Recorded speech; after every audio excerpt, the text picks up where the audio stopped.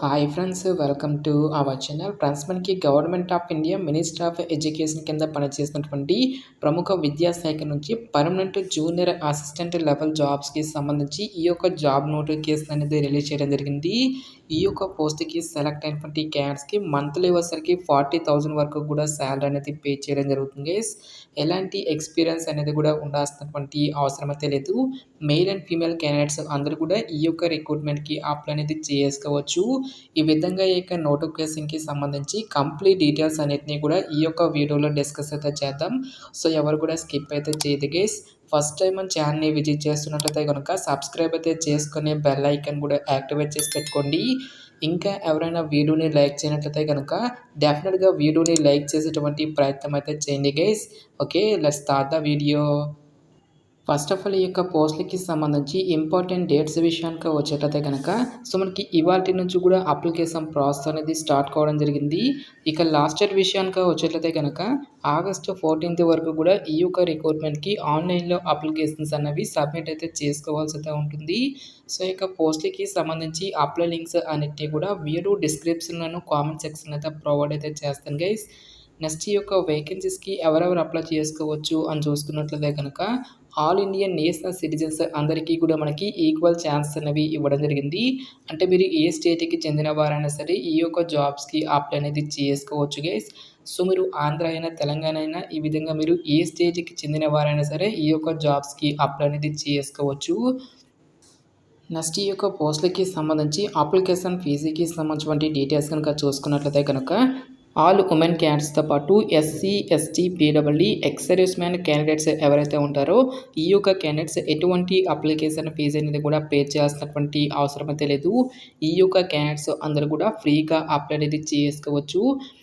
So remaining కేటగిరీకి చెందినటువంటి candidates అందరూ కూడా 500 రూపీస్ అప్లికేషన్ ఫీజు దాన్ని ఆన్లైన్లో పే చేయాల్సి అయితే ఉంటుంది. సో పోస్టుల వైజ్గా వేకెన్సీస్కి సంబంధించిన డీటెయిల్స్ కనుక చూసుకున్నట్లయితే కనుక ఈ యొక్క నోటిఫికేషన్ ద్వారా టోటల్గా మనకి 3 డిఫరెంట్ టైప్స్ ఆఫ్ వేకెన్సీస్ని రిక్రూట్మెంట్ అనేది చేయడం జరుగుతుంది గైస్. సో ఇక్కడ మనకి ఏ క్యాస్ట్ వరకు ఎన్ని వేకెన్సీ అనేవి కేటాయించినటువంటి డీటెయిల్స్తో పాటు ఏ పోస్ట్కి మనకి ఏ పే స్కేల్ ప్రకారం ఎంతెంత శాలరీ అనేది వస్తుందని చెప్పేసి ఒక డీటెయిల్స్ అన్నింటినీ కూడా మనకి ఇక్కడ నోటిఫికేషన్లో ఇవ్వడం జరిగింది. అన్ని క్యాస్ట్ల వరకు కూడా వేకెన్సీ అనేవి కేటాయించడం అనేది జరిగింది గైస్. లైక్ మనకి general, OBC, SC, ST, EWS అని చెప్పేసి ఈ విధంగా మనకి ప్రతి ఒక్క కేటగిరీ వరకు కూడా సపరేట్గా వేకెన్సీ అనేవి కేటాయించడం అనేది జరిగింది.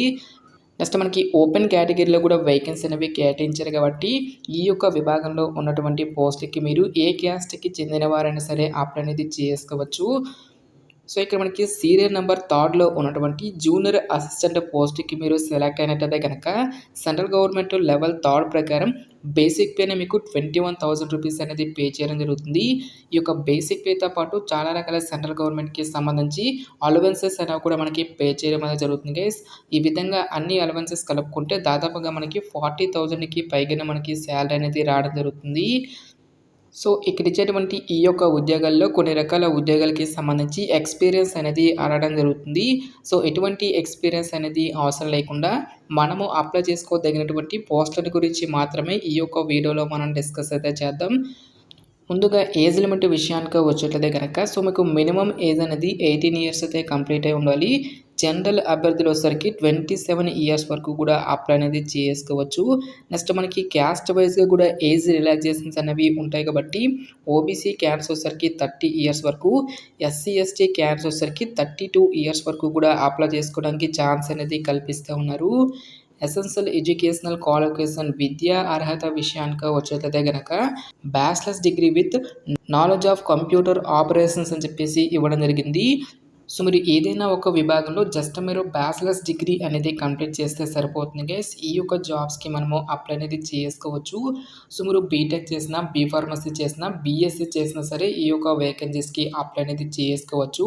సో దీంతో పాటుగా మనకి కంప్యూటర్ ఆపరేషన్స్కి సంబంధించి నాలెడ్జ్ అనేది కూడా మీకు ఉండాలి అని చెప్పేసి ఇక్కడ మనకి జాబ్ డీటెయిల్స్లోనే క్లియర్గా మెన్షన్ చేయడం జరిగింది. సో ఎటువంటి ఎక్స్పీరియన్స్ కానీ ఎటువంటి ఎక్స్ట్రా సర్టిఫికేట్స్ అంటూ కూడా మనకి ఏమీ కూడా ఉండాల్సినటువంటి అవసరం అయితే లేదు గైస్. సో ఇక పోస్టులకి సంబంధించి సెలక్షన్ ప్రాసెస్ అనేది ఏ విధంగా ఉంటుంది అని చూసుకున్నట్లయితే కనుక ఫస్ట్ ఆఫ్ ఆల్‌గా మనకి రిటన్ టెస్ట్ అనేది కండక్ట్ అయితే చేయడం జరుగుతుంది గైస్. ఈ యొక్క రిటన్ టెస్ట్‌ని క్లియర్ చేసినటువంటి క్యాండిడేట్స్‌కి ఫర్దర్‌గా మనకి స్కిల్ టెస్ట్ అనేది కూడా కండక్ట్ చేసేసి ఈ యొక్క వేకెన్సీస్‌కి ఎంపిక అనేది చేయడం జరుగుతుంది. సో సిలబస్ విషయానికి వచ్చేట్లయితే గనక the syllabus and the detailed scheme of the screening test, written test, trade test or computer proficiency test will be uploaded in the institute website అని చెప్పేసి ఇవ్వడం జరిగింది. ప్రజెంట్ మనకి ఈ యొక్క పోస్ట్కి సంబంధించి డీటెయిల్స్ సిలబస్ అనేది మనకి ఇక్కడ నోటిఫికేషన్ అయితే మెన్షన్ అయితే చేయలేదు గైస్. సో ఫర్దర్గా ఆ యొక్క డీటెయిల్స్ అన్నిటిని కూడా ఇన్స్టిట్యూట్కి సంబంధించి ఆఫీషియల్ వెబ్సైట్లో అయితే అనౌన్స్ అనేది చేయడం జరుగుతుంది. సో ఒక ఆఫీషియల్ వెబ్సైట్ లింక్ అనేటువంటి దాన్ని కూడా నేను వీడియో డిస్క్రిప్షన్లో కామెంట్ సెక్షన్ అయితే ప్రొవైడ్ అయితే చేస్తాను గైస్.